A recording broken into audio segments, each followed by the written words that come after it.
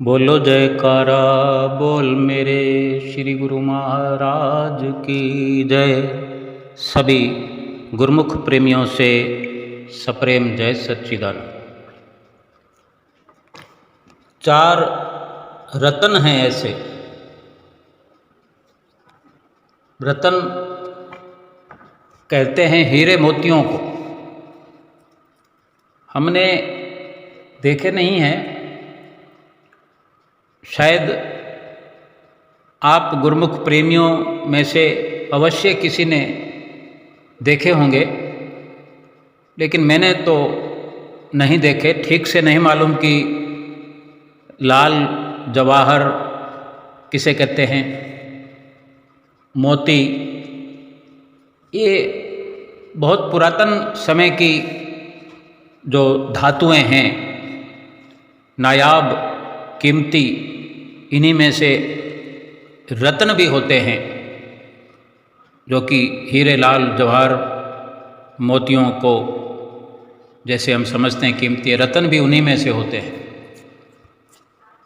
हम जिस रत्न की बात कर रहे हैं, चार रत्नों की, ये रत्न बाहरी रूप से हमें धनवान नहीं करेंगे, लेकिन बाहरी रूप से हमें गरीब भी नहीं रहने देंगे। और ठीक प्रकार से अगर हम समझ पाएँ इन रत्नों को, इन रत्नों का इस्तेमाल कर पाएँ, तो हो सकता है जिनके पास ये कीमती रत्न जो कि बाहरी तौर पर लखपति, करोड़पति, अरबपति बना देते हैं, उनसे भी कहीं अधिक मूल्यवान हमारा जीवन,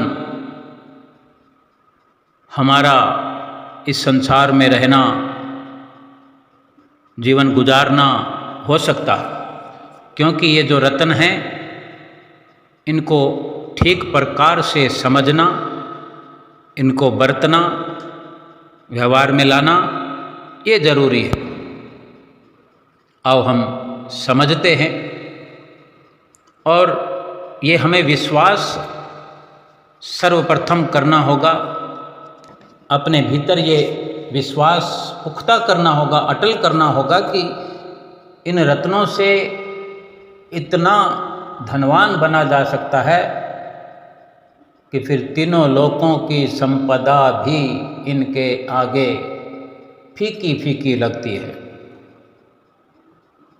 पहला रत्न है कि हमें संसार में जो रहना पड़ रहा है, हम रह रहे हैं, ऐसा लगता है कि हमें रहना पड़ रहा है, हम रहकर खुश नहीं हैं।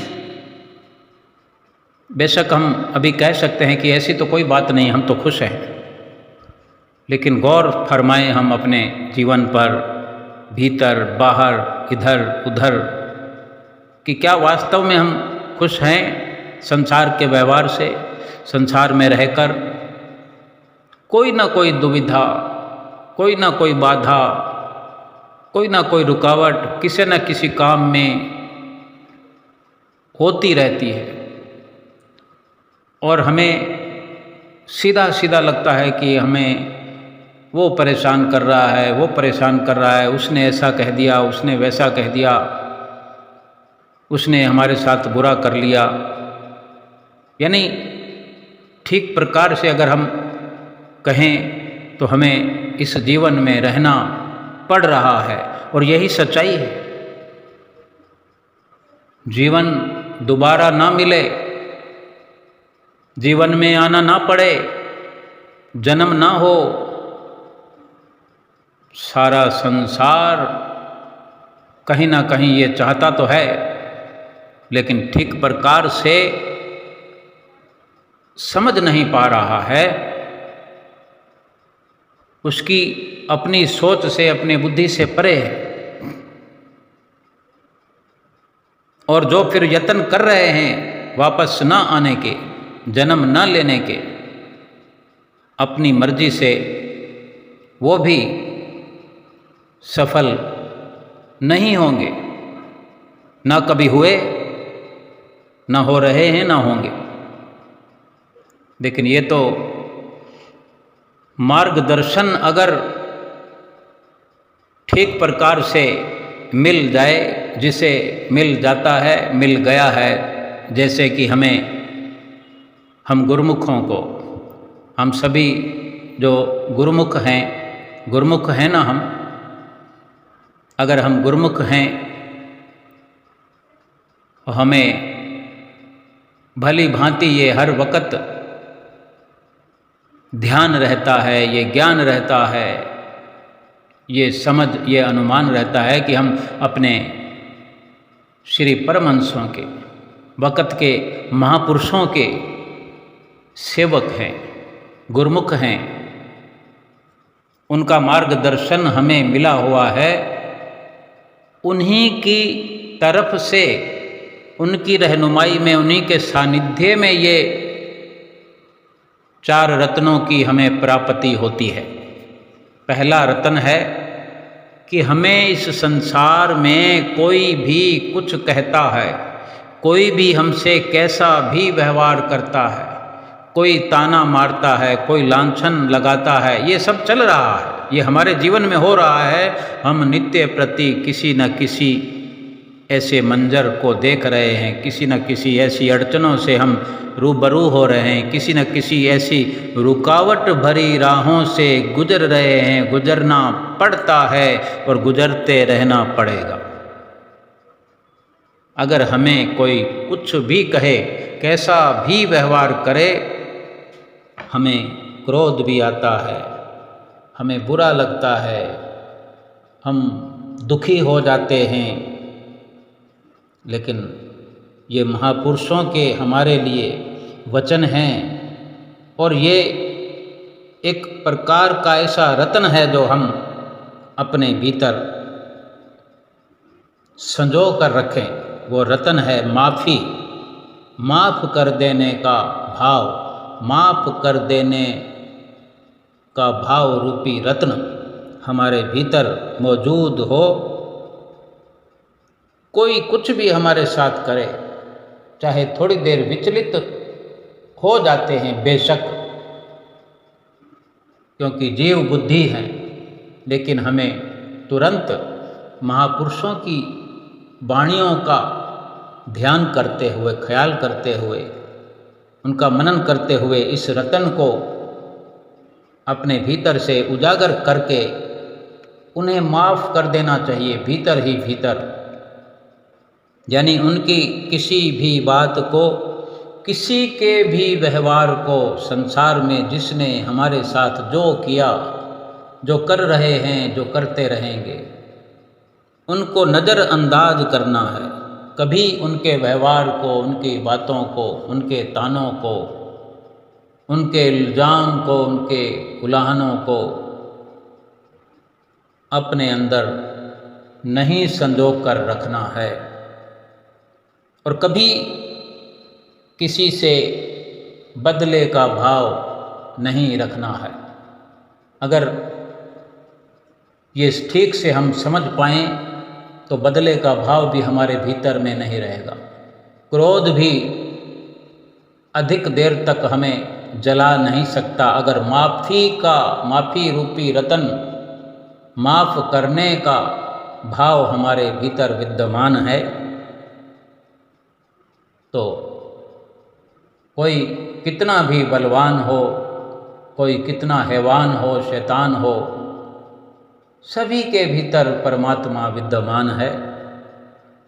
हमें ये सोचकर किसी प्रकार की उनकी हरकतों को तुरंत माफ़ कर देना, बदले की भावना मन में न रखना और इस माफ़ी देने वाले भाव रूपी रतन का पूरा पूरा लाभ प्राप्त करना।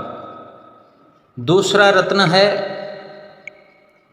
ये चारों रत्न जो हैं एक दूसरे से बढ़कर कीमत रखने वाले, एक दूसरे से बढ़कर इनका असर है हमें हमारे जीवन में खुशहाल बनाए रखने के लिए, माला माल बनाए रखने के लिए और लोक और परलोक में सुरखरू करने के लिए एक से बढ़कर एक ये रत्न है। ये दूसरा रत्न है भूल जाना। क्या भूलना है और क्या याद रखना है। अपने तरफ से जो कभी कभार हम किसी के लिए उपकार करते हैं, किसी का भलाई का ख्याल करते हैं, भलाई करते हैं,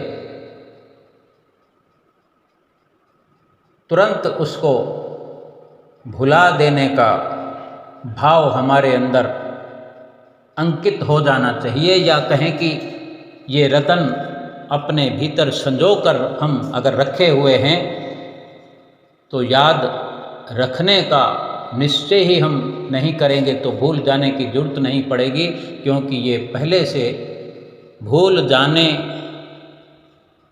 के भाव रूपी रतन को हमने भीतर संजो रखा है। तो याद रखने जैसा भाव ही भीतर से नहीं उमड़ेगा। कभी भी किसी के लिए भलाई या उपकार करने पर फिर उससे उम्मीद रखना, जिस वक़्त चाहे अपनी मर्जी से या किसी के मांग पर करने पर, हमसे किसी के मांग करने पर अगर किसी की मदद हमने की, या हमने अपने अनुभव से किसी को ज़रूरतमंद समझा और हमने चाहे 2 पैसे का ही लाभ उसका किया हो, या केवल एक शारीरिक तौर पर मदद की हो, चाहे लाखों की मदद की हो, सोच समझ के हम करें कि हो सकता है बदले में लाभ तो लाभ, जो वापस आने की चाह में अगर हमने कुछ दिया भी है, हो सकता है वो दिया हुआ धन भी वापस ना आए। सोच समझ कर पहले ही भलाई करें और किसी भी प्रकार से फिर उम्मीद न रखें, न दुखी होएं। अक्सर यही होता है कि हम मदद करने से पहले यही सोचते हैं कि आज मदद करेंगे तो हमारी भी कोई मदद करेगा, और इससे भी बढ़कर ये चलन है दुनिया में कि धन से किसी की मदद करते हैं, धन को उधार देकर, और उसके बदले में धन के साथ वापस भी ब्याज के रूप में हम लाभ कमाना चाहते हैं। लेकिन कई बार ऐसे अवसर आते हैं कि लाभ तो छोड़ मूल भी डूब जाता है। सो याद रखें हम कि अगर ऐसा व्यवहार करने से हमारी सुरत अगर भटकती हो, चिंताओं में हमारा जीवन व्यतीत होने लगे,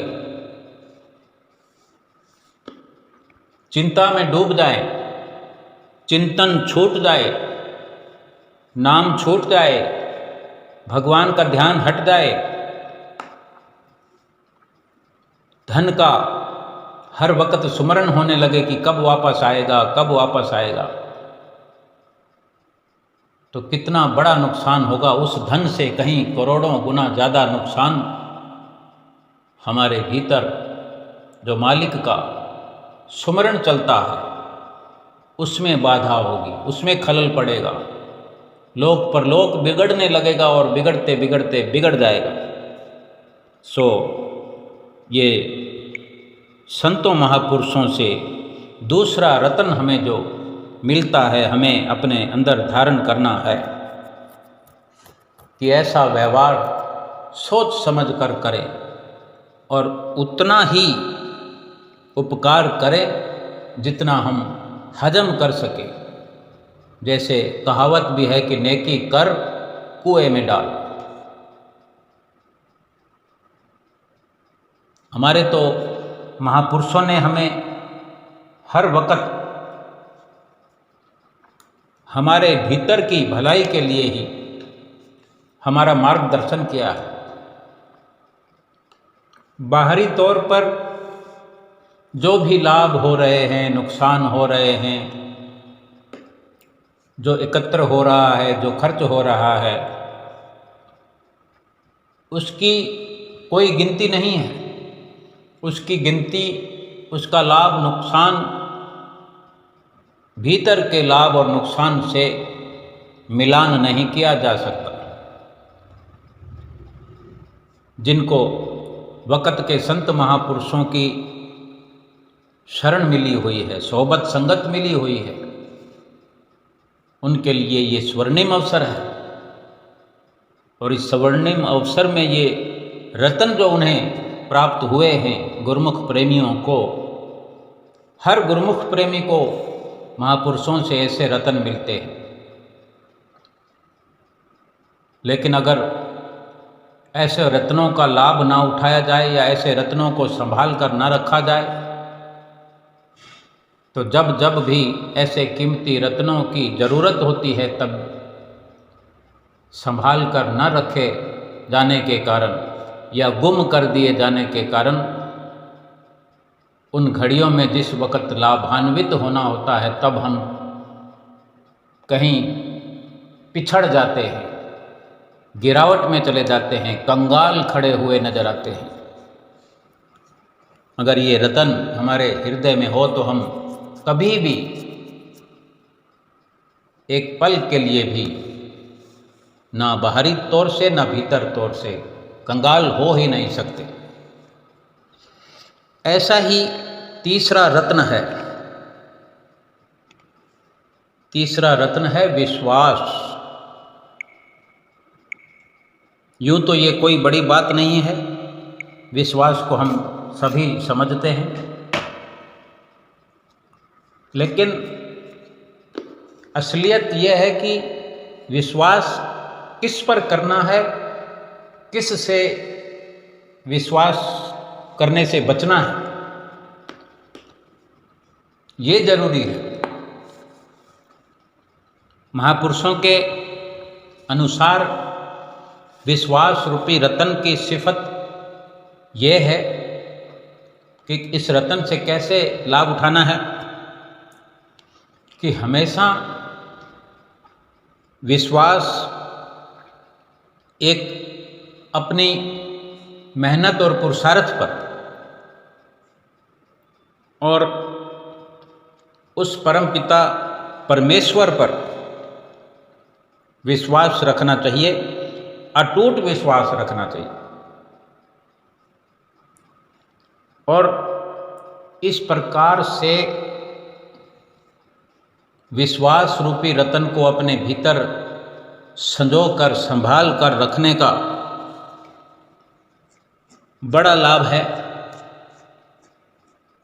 और जो महापुरुषों की रहनुमाई में, उनकी संगत सोहबत में नहीं है, जिनको महापुरुषों का, सतगुरु का मार्गदर्शन नहीं है, वो सारे संसार पर विश्वास करते हैं, अपनी कमाई पर विश्वास नहीं करते, अपने पुरुषार्थ पर विश्वास नहीं करते कि मैं ऐसा पुरुषार्थ कर सकता हूँ, मैं ऐसी मेहनत कर सकता हूँ कि मेरे सारे बिगड़े काम संवर जाएं।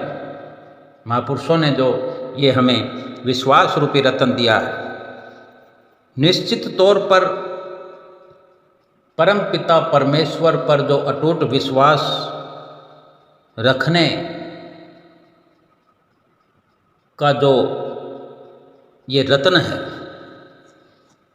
भगवान पर विश्वास के भाव रूपी जो ये रत्न है, ये बहुत बड़ी सफलता का सूत्र है।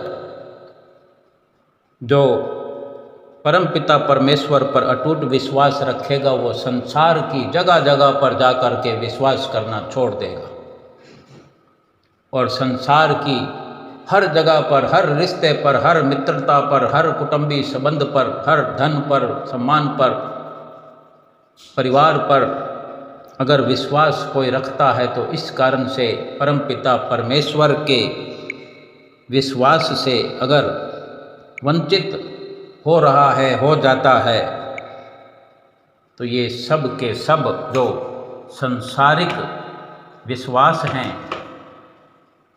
ये सभी के सभी विश्वास टूटने वाले हैं, सभी के सभी विश्वासघात होने वाले हैं।